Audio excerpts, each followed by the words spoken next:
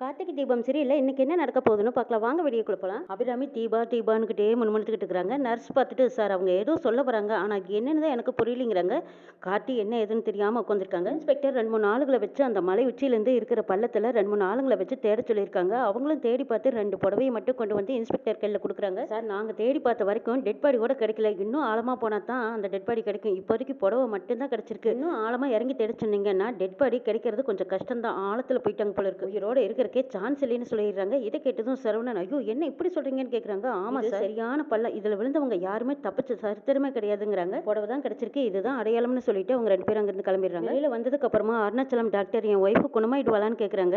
Doctor ஏற்கனவே அம்மாவுக்கு குண்டடிப்பட்டிருக்கு, operation பண்ணிருக்கு. கல்யாண மண்டபத்துல ஒருத்தி கீழே தள்ளி விட்டுட்டா. அம்மாவுக்கு ஏதாவது ஒன்று ஆயிடுமோன்னு எங்களுக்கு பயமா இருக்குதுங்கிறாங்க. ஆனா டாக்டர் எங்க அத்தையை எப்படியாவது குணப்படுத்தி கொடுத்துருங்கன்னு மீனாட்சி ஒரு பக்கம் கெஞ்சுறாங்க. ஆமா டாக்டர், எங்க அம்மா தான் எங்களுக்கு எல்லாமே, அவங்க இல்லைன்னா நாங்க இல்லைங்கிறாங்க. பாருங்க எல்லாரும் நல்லா கேட்டுக்குங்க, இங்க வர பேஷண்ட்டுங்க அத்தனை பேர்த்தையும் குணப்படுத்தி அனுப்பணுங்கிறதா எங்களோட நோக்கம். எல்லாத்துக்கும் எல்லா நேரமும் அதே மாதிரி இருந்துடாது. அவங்களோட ஹெல்த் கண்டிஷன் அப்படித்தான் இருக்கு. பிபி ஒரு நேரம் ஏறுது, ஒரு நேரம் சில நேரம் குறையுது. இப்போதைக்கு கான்செஷன் இல்லாம தான் இருக்காங்கிறாங்க. கூடிய சீக்கிரம் கான்செஷன் வந்துருமான்னு கேக்குறாங்க கார்த்தி. அதுல தான் சிக்கல் இருக்குதுன்னு சொல்றாங்க டாக்டர். அப்படி என்ன சிக்கல்னு கேக்குறாங்க கார்த்தி. தீபா மட்டும்தான் ஞாபகத்தில் இருக்காங்க, அதனாலதான் அவங்க பேரை முன்முணுத்துக்கிட்டே இருக்காங்க. இங்க இல்லையான்னு கேக்குறாங்க டாக்டர். அவங்க கொஞ்சம் வெளியே போயிருக்காங்கிறாங்க. எது வெளியே போயிருக்காங்களா? உங்க அம்மாவை காப்பாற்றணும்னா இப்ப தீபா மட்டும்தான் ஒரு வழி. அவங்கள தான் அவங்க பார்க்கணும், அவங்க குரலை கேட்கணும். அப்பா தான் உங்க அம்மாவுக்கு கான்செஷன் வரும், அவங்களை காப்பாற்ற முடியும். இப்போதைக்கு எங்களோட மெடிசனை விட தீபாங்கிற மெடிசன் தான் அவங்களுக்கு தேவைப்படுது. சீக்கிரமா தீபாவை கூட்டிட்டு வந்துருங்கன்னு டாக்டர் சொல்றாங்க. அப்படி தீபாவை கூட்டிட்டு வரலைன்னா காப்பாத்துறது கொஞ்சம் கஷ்டம்னு சொல்லிடுறாங்க. ஐயோ என்ன டாக்டர் சொல்றீங்க, தீபா வரலைன்னா அப்ப அபிராமியை காப்பாற்ற முடியாதான்னு கேக்குறாங்க அருணாச்சலம். சார் நாங்க உடம்புக்கு தான் ட்ரீட்மெண்ட் கொடுக்க முடியும், மனசு ஆரோக்கியமா இருந்தா தான் உடம்பு நல்லா இருக்கும். இப்போ உங்க ஒய்ஃப் குணமாகணும்னா தீபா வந்தா மட்டும்தான் முடியும், இல்லைன்னா இதுக்கு மேல என்னால எதுவும் சொல்ல முடியாதுன்னு டாக்டர் முடிவா சொல்லிடுறாங்க. ஐஸ்வர்யா வில்லத்தனமா மனசுக்குள்ள நினைச்சிட்டு இருக்காங்க. தீபா இங்க எப்படி வருவா, அவளை தான் நான் க்ளோஸ் பண்ணிட்டேனே, அவ வரவே முடியாது. அப்ப அத்தை கதையும் க்ளோஸ் தானான்னு நினைக்கிறாங்க. தீபா எங்க போயிருக்கா, சீக்கிரமா கூட்டிட்டு வாப்பாங்கிறாங்க அருணாச்சலம். தீபா எங்கேயும் போகல, சீக்கிரமா வந்துருவாங்கன்னு சொல்றாங்க. கார்த்தி நான் என்ன சொல்றேன் நீ என்ன சொல்ற, நீ சொல்றத நான் எப்படி எடுத்துக்கிறதுன்னு கேக்குறாங்க அருணாச்சலம்.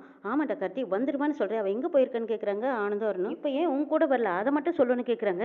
என்ன கார்த்தி என்ன அமைதியா இருக்கீங்க? தீபாவோட அப்பாவும் அம்மாவும் தீபா நல்லபடியா வீட்டுக்கு வரணும்னு வேண்டுதலுக்காக இப்ப கோயிலுக்கு போயிருக்காங்க. இப்ப அவங்க திரும்பி வந்து கேட்கும்போது நம்ம என்ன பதில் சொல்றது கார்த்தி? அடே அப்பா, கார்த்திகிட்ட பதில் இருந்தா தானே சொல்லுவாரு, இல்லாத பதிலா அவர் எப்படி சொல்லுவாருன்னு நினைக்கிறாங்க ஐஸ்வர்யா. கார்த்தி நீ அமைதியா இருக்கிறத பார்த்தா எங்களுக்கு பயமா இருக்கு. நீ அவளை தேடி போய் அவ இருந்திருந்தானா கண்டிப்பா உன் கூட வராம இருக்க மாட்டாளே. என்னடா என்ன காரணம் சொல்லுன்னு கேக்குறாங்க அருண். கூட இருந்த ரம்யா ரியா இவங்கெல்லாம் என்ன, நாங்க வாய் திறந்து சொல்லுடான்னு கேக்குறாங்க அருண். ரம்யா ரியா இவங்கள பத்தி எல்லாம் எனக்கு எதுவும் தெரியாது, ஆனா தீபா கண்டிப்பா கூடிய சீக்கிரம் வந்துருவாங்கன்னு சொல்றாங்க கார்த்தி. என்ன கார்த்தி, அம்மாவோட ஹெல்த் கண்டிஷன் இப்படி இருக்கும்போது தீபா வந்துடுவான்னு மட்டும் சொல்றீங்களேங்கிறாங்க மைதிலி. நீங்களும் தீபாவை பத்தி எதுவுமே சொல்ல மாட்டேங்கிறீங்களேன்னு மைதிலி கேக்குறாங்க. நான் தான் சொல்றேன்ல திரும்ப வந்துருவாங்கன்னு, இதுக்கு மேல என்கிட்ட எதுவும் கேட்காதீங்கன்னு சொல்லிட்டு கார்த்தி அங்கிருந்து போறாங்க. எல்லாரும் அங்க கவலையோட சோகமா கொண்டிருக்காங்க. கார்த்தி மட்டும் ஒரு ஓரமா உட்காந்து மோதிரத்தை எடுத்து பாக்குறாங்க. இந்த மோதிரம் நீங்க எனக்கு போட்டது, இந்த மோதிரம் என் கையில இருந்தா நீங்க எப்பவும் என் கூடவே இருக்கிற மாதிரி இருக்கும், என்னோட கவலையெல்லாம் தீந்துடணும் தீபா சொன்னதை நினைச்சு பாக்குறாங்க கார்த்தி. கார்த்தி நீ எவ்வளவுதான் யோசிச்சாலும் நினைச்சாலும் இனிமே தீபா இங்க வரப்போறது இல்ல. என்னோட எதிரியே தீபா தான். அவ அழிஞ்சா ஒளிஞ்சா இனிமே நான் நிம்மதியா இருக்க போறேன்னு நினைக்கிறாங்க ஐஸ்வர்யா. கரெக்டா கார்த்திக் போன் வருது. இன்ஸ்பெக்டர் தான் கூப்பிட்டுருக்காங்க. கார்த்தி நான் போன்ல பேச விரும்பல, நான் லொகேஷன் அனுப்புறேன், அந்த இடத்துக்கு வந்துருங்கன்னு சொல்லி இன்ஸ்பெக்டர் கூப்பிடுறாங்க. கார்த்தியும் எழுந்திருச்சு அப்பா ஒரு சின்ன வேலை வெளியில போயிட்டு வரேங்கிறாங்க. கார்த்தி நான் வரட்டா கூட அப்படின்னு கேக்குறாங்க அருண். இல்ல வேண்டாம் நான் போயிட்டு வந்துடுறேன்ட்டு போறாங்க. ஐயோ கார்த்தி எங்க போறாரு, ஒருவேளை தீபாவை பத்தின ரகசியம் ஏதாவது தெரிஞ்சிருக்குமா, எதுவும் யார்கிட்டயும் சொல்லாம போறாரு. ஐயோ என்ன விஷயமா போறாருன்னு நம்ம எப்படி தெரிஞ்சுக்கிறது, ஒன்னும் புரியலையே, ஒரே குழப்பமா இருக்கே அப்படின்னு பதட்டத்தோடு நிக்கிறாங்க ஐஸ்வர்யா. கார்த்தி வந்து இன்ஸ்பெக்டரை பாக்குறாங்க. தீபாவை பத்தி ஏதாவது தகவல் கிடைச்சதான்னு கேக்குறாங்க. நீங்க அங்க இருந்து போனதுக்கு அப்புறமா மலை உச்சியில இருந்து நாங்க மலையாளங்களை வச்சு அங்க எல்லாம் தேடி பார்த்துட்டோம், இந்த சேரி தான் கிடைச்சது, இது உங்க ஒய்ஃபோட சேரியான்னு பார்த்து சொல்லுங்கன்னு 2 புடவையும் கொடுக்குறாங்க. ஒரு புடவையை பாக்குறாங்க. கல்யாண மண்டபத்துல தீபாவை அந்த புடவையில பார்த்த ஞாபகத்தோட ஆமா இது என்னோட ஒய்ஃபோட புடவை தான்ங்கிறாங்க. இந்த புடவை முள்ளில் மாட்டியிருந்ததா அந்த ஆளுங்க கொண்டு வந்து கொடுத்தாங்க. நினைச்சு பார்த்த கார்த்தி வருத்தத்தோடு அந்த புடவையை வச்சுட்டு இருக்காங்க. கார்த்தி இது எங்களுக்கு கிடைச்ச எவிடன்ஸ், இது எங்ககிட்டயே இருக்கட்டும் கொடுங்கன்னு சொல்லி இன்ஸ்பெக்டர் வாங்கிக்கிறாங்க. கார்த்தி நான் உங்ககிட்ட சொல்றதுக்கு கொஞ்சம் மனசுக்கு கஷ்டமா தான் இருக்கு, இருந்தாலும் சொல்றேன், இதையெல்லாம் பார்க்கும்போது தீபா இன்னும் உயிரோடு இருக்கிறதுக்கு சான்ஸ் கம்மியாக தான் இருக்குங்கிறாங்க. பள்ளத்தில் விழுந்திருந்தாங்கன்னா கிடைக்கிறதுக்கு வாய்ப்பு இருக்கு, ஆனால் பள்ளத்தில் இந்த புடவை மட்டும்தான் கிடைச்சிருக்கு. அப்போ உடல் இன்னும் ஆழத்தில் போயிருக்கும் போல இருக்கு. அடி ஆழத்தில் போனதுனால அவங்க தேட முடியாம தான் வந்துட்டாங்க, இன்னும் உயிரோடு இருக்க வாய்ப்பு கம்மி தான்ங்கிறாங்க.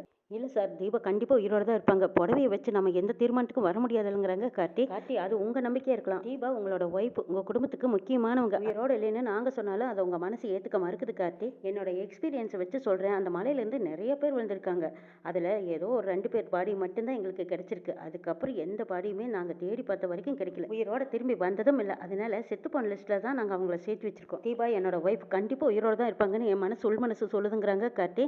கார்த்தி, நான் போலீஸ்காரன். எப்பவுமே சாட்சியும் ஆதாரத்தை வச்சுதான் நான் ஒரு முடிவுக்கு வருவேன் சொல்ல முடியும். ஒய்ஃபும் மலை உச்சியிலிருந்து தான் விழுந்திருக்காங்க. அங்க புடவை மட்டும்தான் கிடைச்சிருக்கு. அப்போ அவங்க உயிரோட இல்லைன்னு தானே அர்த்தம்?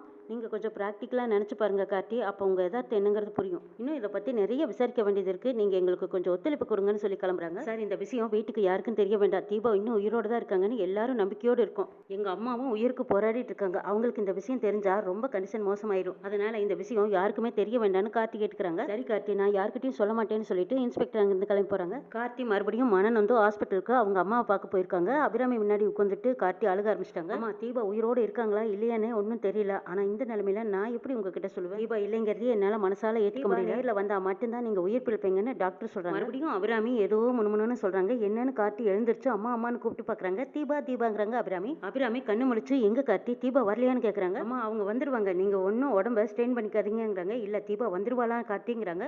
தீபா வந்துருவாளா, அவளுக்கு எதுவும் ஆகலையிலன்னு கேட்குறாங்க. அவங்களுக்கு எதுவும் ஆகலமா, சீக்கிரமா வந்துருவாங்கன்னு சொல்றாங்க கார்த்தி. தீபா ரொம்ப நல்லவப்பா, அவளை நான் பார்க்கணும், அவளை சீக்கிரமா கூட்டிட்டு வாப்பா.